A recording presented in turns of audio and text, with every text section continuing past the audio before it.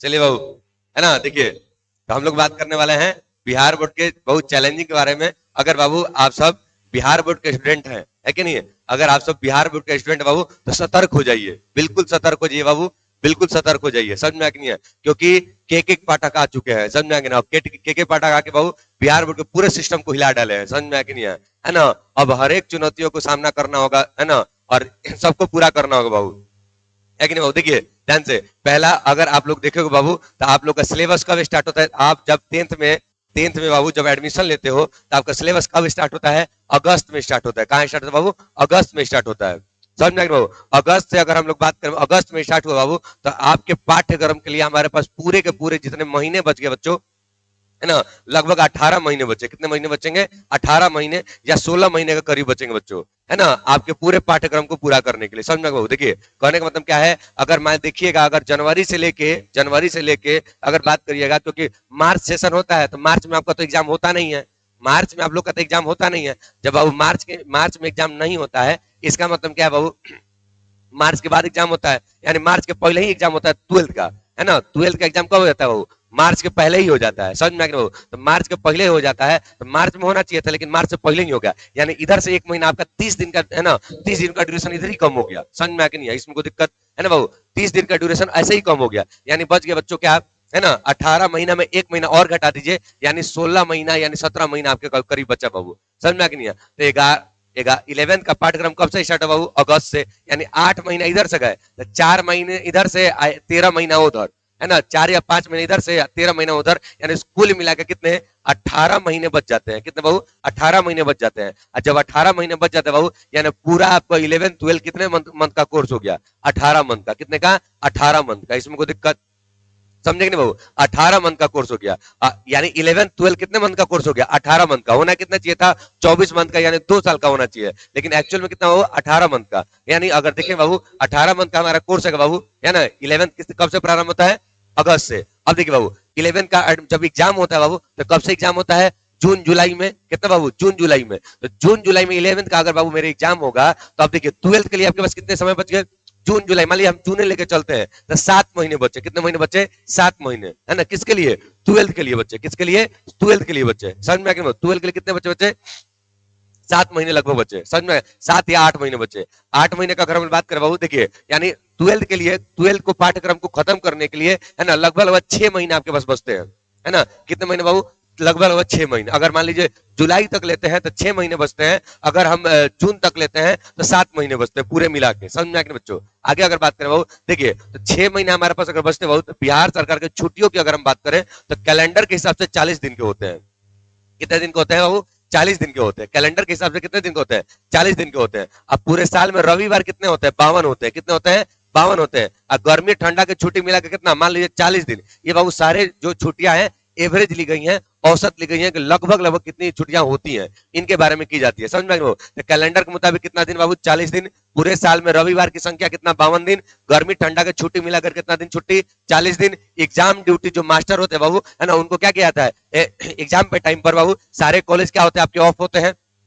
सारे के सारे कॉलेज क्या होता है? सारे के सारे कॉलेज ऑफ होते हैं। समझ में आ गया? सारे के सारे कॉलेज क्या होते हैं? ऑफ होते हैं। जब बाबू मेरे सारे के सारे कॉलेज अगर ऑफ हैं, तो आप पढ़ने तो जा नहीं सकते, क्योंकि उस एग्जाम में सेंटर पड़ा हुआ है 11th का, है ना, सॉरी 12th का और 10th का। समझ में आ गया? यानी महीने भर आपके क्लासेज नहीं लगेंगे, यानी 15 दिन 12th का एग्जाम और 15 दिन क्या बाबू? 10th का एग्जाम। यानी कुल मिला के छुट्टी कितना हो गया? 30 दिन हो गया। आगे अगर हम बात करो, शिक्षक को पेपर करने में, है ना, ड्यूटी अगर दिया जाता है, तो 1 महीना उधर छुट्टी हो जाएगा। कितना दिन हो गया? मान लीजिए 1 महीना ना लेके हम लोग 15 दिन ही लिए हैं। समझे बाबू? कितना दिन छुट्टी हो गया? 15 दिन हो गया। और अगर हम बात करें बाबू इलेक्शन ड्यूटी की, अगर हम लोग बात करते हैं, किसके बाबू? इलेक्शन ड्यूटी की बात करते हैं, तो इलेक्शन ड्यूटी भी कितने दिन का होगा? मान लेते हैं, है ना, ऐसे विधानसभा, लोकसभा, बहुत सारी सभाएं होंगी। समझ में?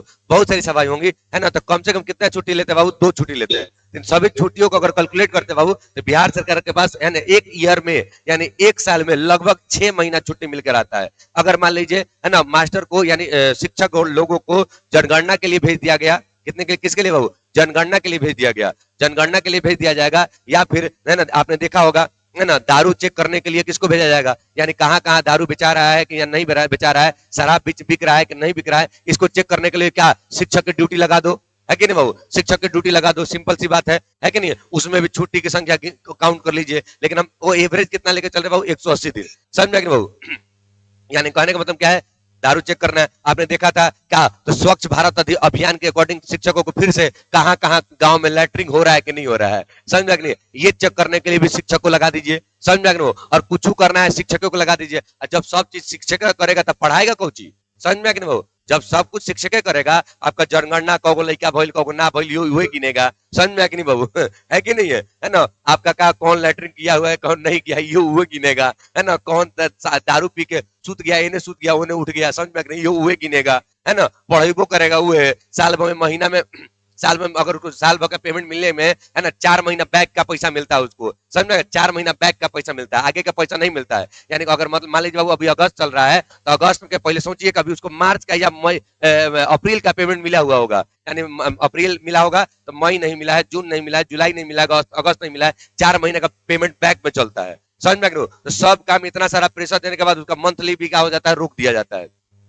समझ में आ गया बाबू? आगे अगर बात करते हो, ये हमारी थी बिहार बोर्ड की छुट्टियों की संख्या। कितनी संख्या बाबू? यानी पूरा साल भर में कितना छुट्टी है? 180 दिन छुट्टी है, यानी 6 महीना तो छुट्टी है, तो पढ़ाई कितना होगा, है ना? और बताइए पढ़ाई कितना होगा बाबू? 6 महीना बच गया। अच्छा बाबू मेरे 6 महीना अगर बच गया, तो बताइए 6 महीना में आपका बिहार बोर्ड का कोई भी मास्टर आपका सिलेबस खत्म कर देगा? इतना तो तेजस्वी नहीं होता है। समझ में आ गया? क्योंकि तेजस्वी तो केवल लालू यादव का लड़का है। समझ में आ गया? इतना तेजस्वी थोड़े होता है। समझ में आ गया? तेजस्वी केवल लालू यादव के लड़का है। समझ में आ गया? मास्टर तेजस्वी नहीं है। सब समझ में आ गया? आगे देखो, इन सवालों के साथ कुछ बाबू और सवाल है ना? ये थी हमारी चुनौतियां। क्या कि हमारा बिहार बोर्ड का सिलेबस जितने बचे हुए समय है उसमें वो लोग पूरा कर देंगे?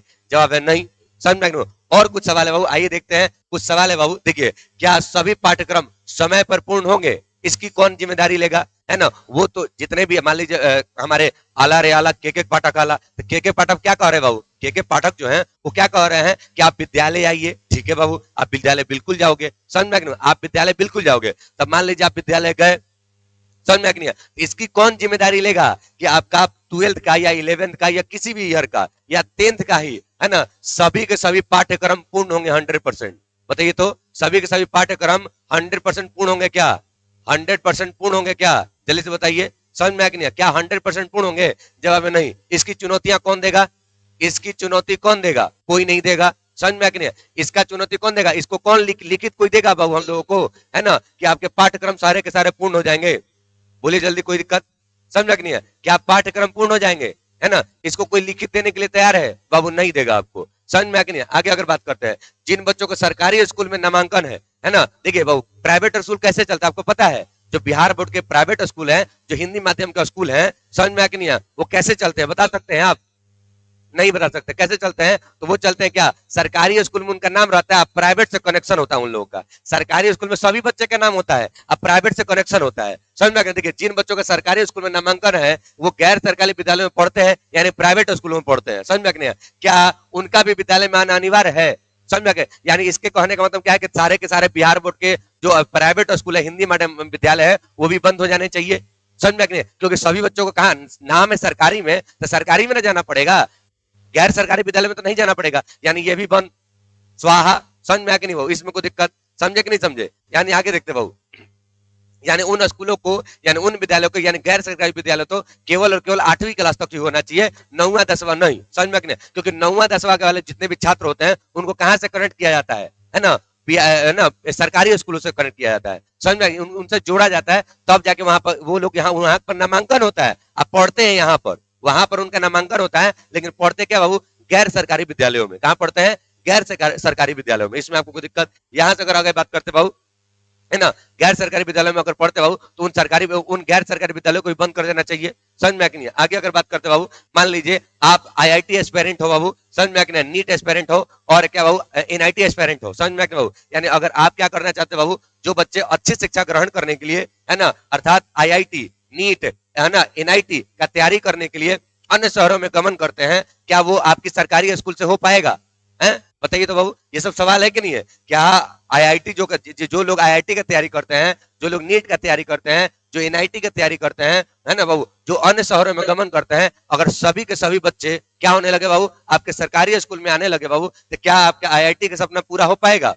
बोलिए, क्या आपके IIT का सपना पूरा होगा? क्या आप NIT का सपना पूरा होगा? जवाब है नहीं पूरा होगा। समझ में कि नहीं बाबू, है ना। अब देखिए बाबू, अगर हम देखा जाए तो कार्य दिवस की अगर हम बात करें तो 18 महीना 11th-12th मिला के, 11th-12th के बाबू मिला के, है ना। और छुट्टी की संख्या बाबू कितना, 8 महीना। छुट्टी की संख्या कितना, 8 महीना, है ना बाबू। और जब छुट्टी की संख्या अगर बाबू 8 महीना हो गया तो बताइए पाठ्यक्रम का कुल दिवस कितना बचा, 1 ईयर बचा कि नहीं बचा, कितना बचा बाबू बच्चों, 1 ईयर बचा। इसमें आपको दिक्कत बाबू, आप बताइए क्या 11th-12th का सिलेबस क्या 1 ईयर में लोग खत्म कर पाएंगे, जो जितने भी शिक्षक है मिल के भी खत्म कर पाएंगे, जवाब नहीं कर पाएंगे। समझ में, क्योंकि आपको 11th है, 12th है, उसके साथ हिंदी पढ़ना है, फिजिक्स पढ़ना है, केमिस्ट्री पढ़ना है, बायोलॉजी पढ़ना है ना, सब चीज पढ़ना है बाबू। समझ में नहीं है, तो क्या सभी के सभी खत्म हो पाएंगे बाबू, जवाब नहीं हो पाएंगे। जी बाबू, टीचर जो जो मिलेगा वही ना उनको करना पड़ेगा, है कि नहीं है बाबू। शुभम पाल है बाबू, है ना। उम्मीद करता हूँ बाबू आप सब ये सब समझे होंगे। समझ में आ कि नहीं बाबू, है ना। देखिए ये सब क्या है बाबू, है ना, चैलेंजेज ऑफ क्या बाबू, बिहार बोर्ड। चैलेंजेज ऑफ क्या बाबू, बिहार बोर्ड। उम्मीद करता हूँ बाबू आप सब समझे होंगे। आज के लिए बाबू इतना ही, है ना। मिलते हैं हम लोग अगले लेक्चर में।